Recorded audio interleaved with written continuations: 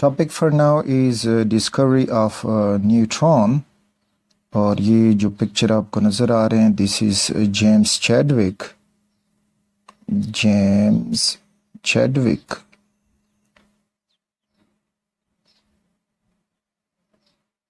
1932 इसने न्यूट्रॉन को डिस्कवर किया।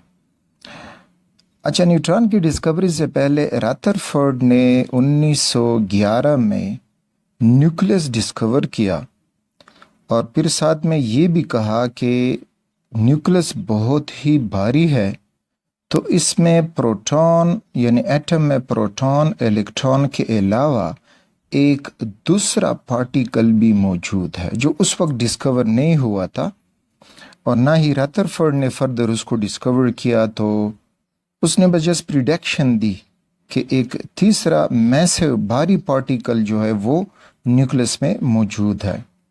तो फिर जाके 1932 में जो जेम्स चैडविक था उसने तकरीबन 21-22 साल बाद इसको डिस्कवर किया कि हाँ, ये वो तीसरा पार्टिकल है जिसकी प्रिडिक्शन रदरफोर्ड दे चुका था। तो जेम्स चैडविक ने रेडियो एक्टिविटी का एक्सपेरिमेंट किया और उसमें इसकी डिस्कवरी की। तो थोड़ा सा रेडियो एक्टिविटी को समझते हैं। रेडियो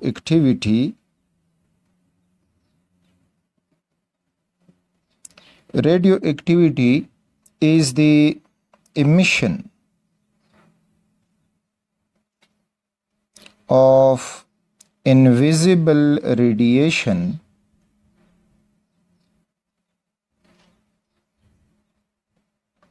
spontaneously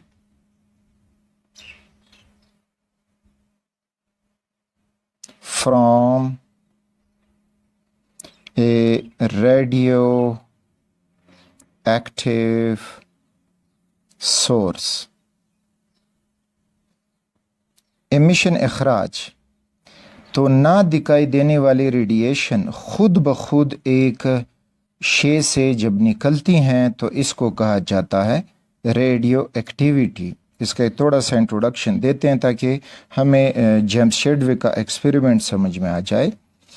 तो सपोज करें ये एक रेडियो एक्टिव सब्सटेंस है, तो इससे 3 किस्म की रेडिएशन निकलती हैं।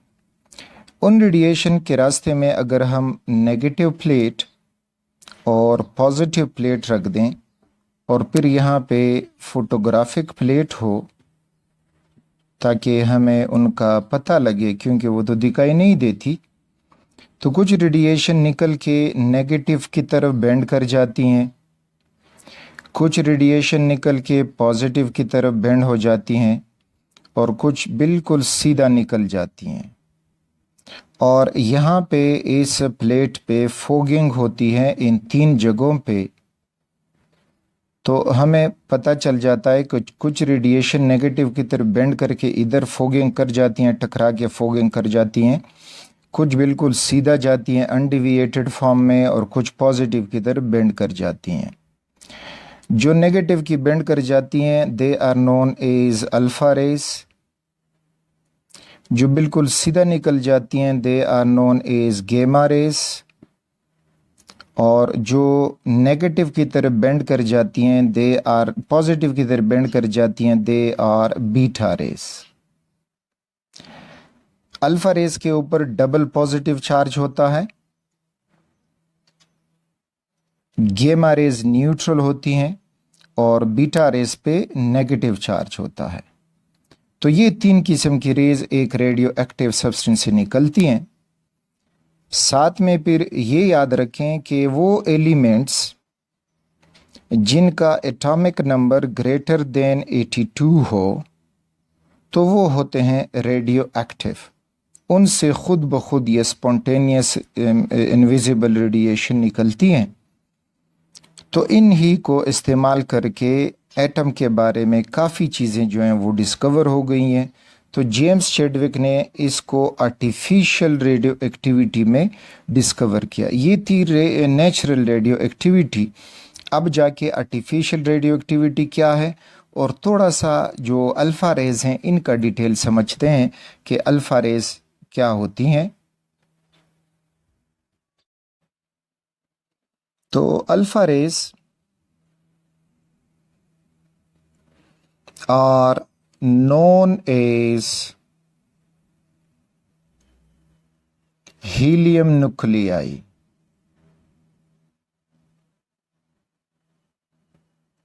इनको हीलियम न्यूक्लियाई कहा जाता है। क्यों? क्योंकि अल्फा रेस अगर किसी रेडियो एक्टिव एटम से एलिमेंट से 2 प्रोटॉन और 2 न्यूट्रॉन इकट्ठे होके निकल जाएं तो ये बना देते हैं अल्फा रेस। तो इन 2 प्रोटॉन की वजह से इन पे जो चार्ज होगा that is double positive. 2 proton की वजह से अल्फा रे का जो एटॉमिक नंबर है वो 2 हुआ और सब मिला के 4, तो 4 इसका हुआ मास नंबर। तो ये अल्फा रे अब बनता है जब 2 प्रोटॉन 2 न्यूट्रॉन इकट्ठे होके निकल जाएं। या यूं समझ सकते हो कि जब एटम से इलेक्ट्रॉन निकले तो वो बीटा रे बन जाता है, न्यूट्रॉन निकले तो वो गेमा रे बन जाता है। लेकिन साथ में ये याद रखें कि न्यूट्रॉन जो है वो मटेरियल है और गेमा रे नॉन मटेरियल, वो मास नहीं रखते, बाकी दोनों पे चार्ज नहीं होता।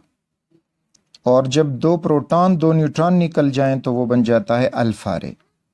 अब हीलियम न्यूक्लियस को देखेंगे तो हीलियम जिसका एटॉमिक नंबर है 2, मास नंबर है 4, अगर इससे हम 2 इलेक्ट्रॉन निकलवाएं तो हीलियम के ऊपर भी 2 पॉजिटिव चार्ज आएगा और इसका एटॉमिक नंबर 2, मास नंबर 4 ही रहेगा। यानी 2 इलेक्ट्रॉन इसके पास थे वो चले गए और अब यहाँ पे उसका न्यूक्लियस ही रहता है जिसमें 2 प्रोटॉन और 2 न्यूट्रॉन मौजूद हैं। सो दिस इज़ वाई जो अल्फा रे और हीलियम, तो इनका जो कंपोजिशन है वो एक दूसरे के साथ बराबर है, तो इस वजह से alpha ray are known as helium nuclei.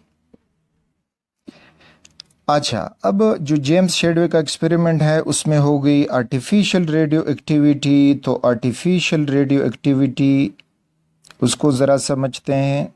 Radio activity, artificial radioactivity में सपोज करें कि ये एक स्टेबल एटम है और इसको अल्फा रे से बम्बॉर्ड किया जाता है। These are alpha ray striking this atom, इस पे स्ट्राइक कर रहे हैं तो ये एटम हो जाता है अनस्टेबल, ये हुआ अनस्टेबल। तो जो भी सिस्टम होगा वो स्टेबिलिटी की तरफ ज़रूर जाएगा। तो अब ये आगे जाके स्टेबिलिटी की तरफ जाएगा तो एक स्टेबल एटम बन जाएगा। लेकिन जब वो अनस्टेबल स्टेट से स्टेबल स्टेट की तरफ जाएगा तो ये कुछ रेज एमिट करेगा। तो वो रेज जब इमिट होती हैं they are known as artificial radioactivity. यहाँ पर अल्फा रे भी निकल सकता है, बीटा भी निकल सकता है, गेमा रे भी निकल सकता है। So this emission of radiation is known as artificial radioactivity। एक तो ये आपने समझ लिया। दूसरा ये कि जो पहला एटम था जिस पे अल्फा रे बम्बॉर्ड किए गए और फिर आखिरी एटम जो इमिशन के बाद स्टेबल हुआ, ये दोनों डिफरेंट होंगे। यानी सपोज करें ये बेरिलियम था, अब ये कार्बन बना हुआ होगा। तो इस तरह से फॉर एग्जांपल ये बेरिलियम एटम है और इसके ऊपर अल्फा रेज बम्बॉर्ड किए गए, ये अनस्टेबल हो जाएगा और अनस्टेबल होने के बाद इससे एक स्टेबल एलिमेंट कार्बन बन जाएगा। ठीक, रिमेंबर कहीं पे आपको ये नज़र आ रहा हो दिस टाइप ऑफ सिंबल, तो ये रेडियो एक्टिव मटेरियल का सिंबल है। कहीं पे आप जाएं किसी पहाड़ में, किसी लेबॉर्ट्री में और आपको नज़र आए तो वहाँ ये रेडियो एक्टिविटी है। साथ में लिखा किसी बोतल के ऊपर, लेबॉर्ट्री में आप बोतल उठाएं और उसके ऊपर लिखा हो बनाया गया हो, तो ये तो आर्टिफिशियल रेडियोएक्टिविटी में स्टेबल एटम जिससे शुरू करोगे और आखिरी जो स्टेबल एटम बनेगा they will be completely different, यानी वो कोई और एटम बन जाएगा। तो यही आर्टिफिशियल रेडियोएक्टिविटी जेम्स चैडविक ने इस्तेमाल की। अब उसका एक्सपेरिमेंट देखते हैं कि उसने कैसे उसमें न्यूट्रॉन डिस्कवर किया।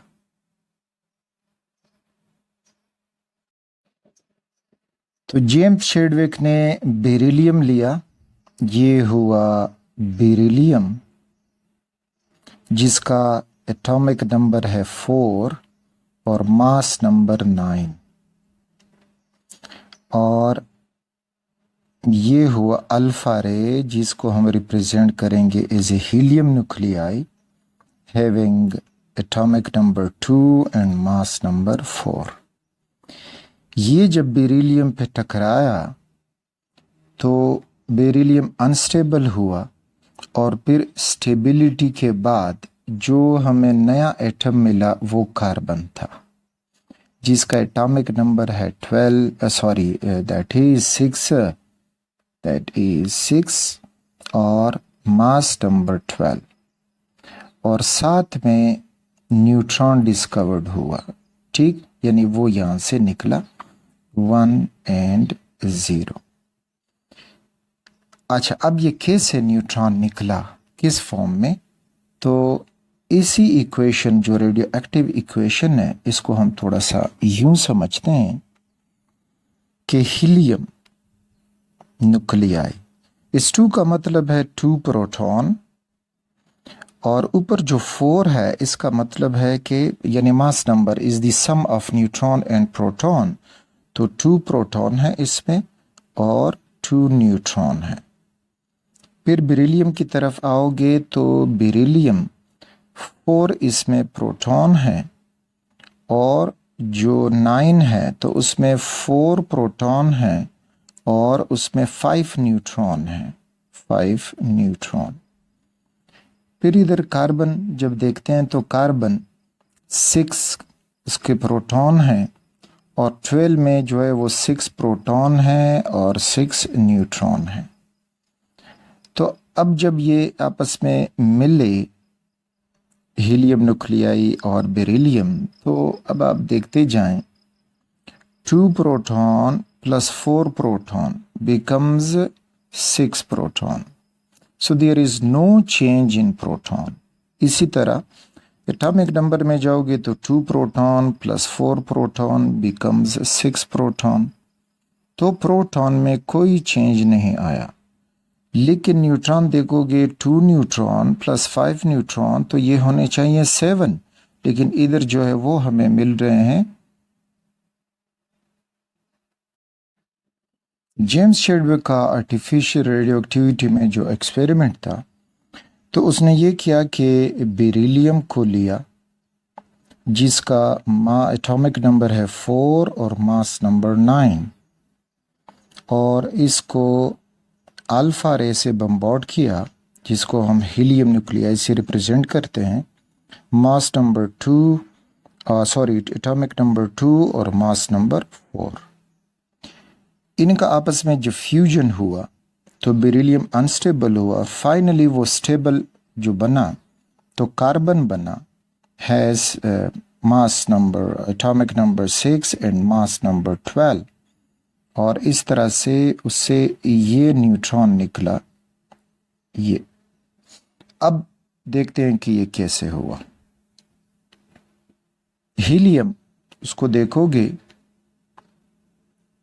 तो helium has atomic number 2 means कि इसमें 2 प्रोटॉन हैं, और ऊपर मास नंबर प्रोटॉन और न्यूट्रॉन का जमघटा यानी सम होता है, तो उसमें 2 प्रोटॉन और 2 न्यूट्रॉन हैं। फिर आगे बेरिलियम की तरफ आओगे तो बेरिलियम का एटॉमिक नंबर 4 है, मीन्स के 4 प्रोटॉन हैं इसमें, और जो 9 है तो 9 में 4 प्रोटॉन्स हैं और 5 न्यूट्रॉन्स हैं। यहाँ पे फिर जब ये कार्बन बना तो कार्बन एटॉमिक नंबर 6 मीन्स कि इसमें 6 प्रोटॉन हैं, और ऊपर 12 में 6 प्रोटॉन हैं और 6 न्यूट्रॉन्स हैं। तो तो अब ये इनकी जब फ्यूजन हुई और कार्बन इससे बना, तो अब ये फ्यूजन कैसे हुई? तो देखें, 2 protons plus 4 protons becomes 6 protons, there is nothing missing. ऊपर चले तो 2 proton from helium, 4 protons from beryllium and 6 proton वाला कार्बन बना। और इसी तरह फिर 2 न्यूट्रॉन प्लस 5 न्यूट्रॉन बिकम 6, लेकिन यहाँ बिकम 7, लेकिन यहाँ पे 6 प्रोटॉन है, मीन्स कि एक न्यूट्रॉन मिसिंग है। तो वो मिसिंग न्यूट्रॉन जो ये ऊपर हम लिख चुके हैं, this is that missing neutron. तो ये आर्टिफिशियल रेडियो एक्टिविटी थी जो जेम्स चैडविक ने इसको डिस्कवर किया। फिर फर्दर ये न्यूट्रॉन कैसे कहलाया गया, तो उसके अपैरेटस का एक डायग्रामेटिक स्केच देखते हैं और उससे फर्दर फिर मालूम करते हैं कि अब इससे ये कैसे बना। ओके, तो अब ये जेम्स चैडविक एक्सपेरिमेंट का डायग्रामेटिक स्केच है। ये जो आपको दिखाई दे रहा है, this is alpha particle source, जहाँ से अल्फ़ा पार्टिकल आते हैं। ज़्यादातर पोलोनियम एक एलिमेंट है, वो ही ज़्यादा इस्तेमाल हुआ। ये फिर बेरिलियम दिखाई दे रहा है, दिस इज़ द बेरिलियम। और बेरिलियम पे जब ये अल्फ़ा पार्टिकल टकराते हैं तो उससे जो ऊपर हमने अभी आपको दिखाई दे रहा है, कार्बन बनेगा और पार्टिकल निकलेंगे। तो ये पार्टिकल न्यूट्रॉन डिस्कवर्ड हुए। कैसे? तो जो जेम्स चैडविक था उसने यहाँ पे नेगेटिव प्लेट रखा और पॉजिटिव प्लेट रखा, लेकिन ये न्यूट्रॉन ना तो नेगेटिव की तरफ डिफ्लेक्ट होते हैं ना पॉजिटिव की तरफ डिफ्लेक्ट होते हैं, बिल्कुल सीधा निकलते हैं। तो यहाँ से उसको ये ऑब्जर्वेशन मिली कि ये जो न्यूट्रॉन है, it is neutral, having no charge. फिर उसने एक्सपेरिमेंट किया और जो निकलते न्यूट्रॉन थे उनके सामने वैक्स रखा, this is the wax. Wax रखा और वैक्स से फिर इधर ये डिटेक्टर रखा कि ये पॉजिटिव हुआ। और अब वैक्स पे जब न्यूट्रॉन लगते हैं तो वैक्स से कुछ पार्टिकल्स निकलते हैं और वो पार्टिकल्स सारे जो हैं वो नेगेटिव की तरफ बेंड हो जाते हैं। ये डिटेक्टर उसको डिटेक्ट करता है। तो अब पहले से जो एटम में डिस्कवर हुआ था कि जो नेगेटिव की तरफ बेंड करेगा, दैट वाज प्रोटॉन। तो अब इस ऑब्जर्वेशन से जेम्स चैडविक को क्या मिला? इससे ये मिला कि जो ये न्यूट्रॉन है, neutron is heavier than proton, so it can knock out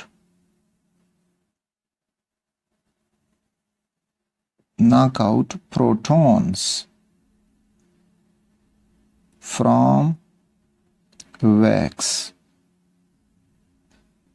Got it? यानी अगर ये न्यूट्रॉन हल्का होता तो आगे ये प्रोटॉन को धक्का ना दे पाता, उनको वैक्स से ना निकाल सकता। लेकिन जो ये हीवी है तो इस वजह से ये जब वैक्स के अंदर प्रोटॉन से टकराता है तो वो प्रोटॉन इसके कोलिजन की वजह से आगे निकल जाते हैं। तो इस ऑब्जर्वेशन से उसको ये मिला कि neutrons are heavier than protons. और ये जो ऑब्जर्वेशन था कि वो ना तो नेगेटिव की तरफ बैंड हो रही है ना पॉजिटिव की तरफ बैंड हो रही है, तो इससे उसको पता चला कि दीज आर न्यूट्रल। ठीक, तो ये था जेम्स चैडविक की डिस्कवरी। ओके, तो अब ये पहले से लिखे हुए मेरे नोट्स में जो हैं प्रॉपर्टीज ऑफ न्यूट्रॉन, तो उसको देखते हैं। Neutrons are highly penetrating particles, यानी इनका पेनिट्रेशन पावर बहुत ज़्यादा है और ये किसी भी सब्सटेंस में अंदर जाके काफ़ी डिस्टेंस ट्रेवल कर सकते हैं।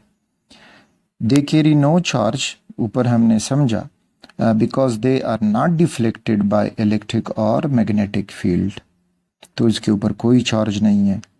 और फिर ऊपर एक्सपेरिमेंट में हमने देखा कि देखिए knock out high speed proton substance like paraffin, water, cellulose, यानी इनसे ये प्रोटॉन निकलवा सकते हैं इन सब्सटेंस से जब न्यूट्रॉन यहाँ पे टकराते हैं।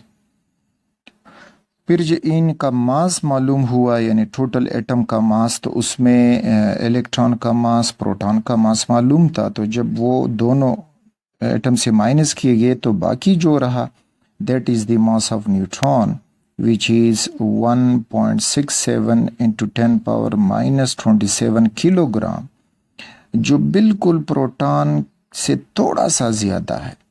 वो ये बताया गया है कि it is 1842 times heavier than electron, जबकि प्रोटॉन जो है वो 1836 टाइम्स हैवियर है। ये प्रोटॉन है, proton 1836 times heavier than electron. तो ये न्यूट्रॉन सबसे हैवीएस्ट पार्टिकल हुआ। और फिर neutron is also fundamental particle of matter. तो उस वक्त में जो मैटर पार्टिकल थे तो उसमें न्यूट्रॉन भी एक सामने आया जो फंडामेंटल पार्टिकल कहलाया।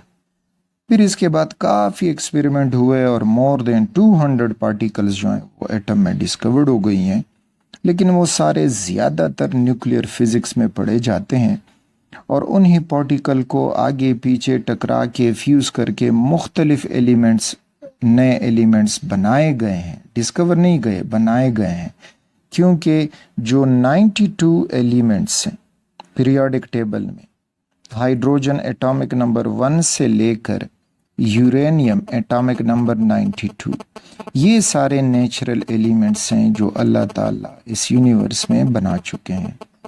फिर 92 से जितने भी ज़्यादा हैं ग्रेटर देन 92 और आर्टिफिशियल, वो सारे आर्टिफिशियल हैं। इन ही radioactivity, artificial radioactivity में उनकी डिस्कवरी हुई है और फिर उनको पीरियोडिक टेबल में अरेंज किया गया है उनके एटॉमिक नंबर की बुनियाद पे, या उनकी कौन से ग्रुप के साथ प्रॉपर्टी मैच कर रही हैं वगैरह वगैरह।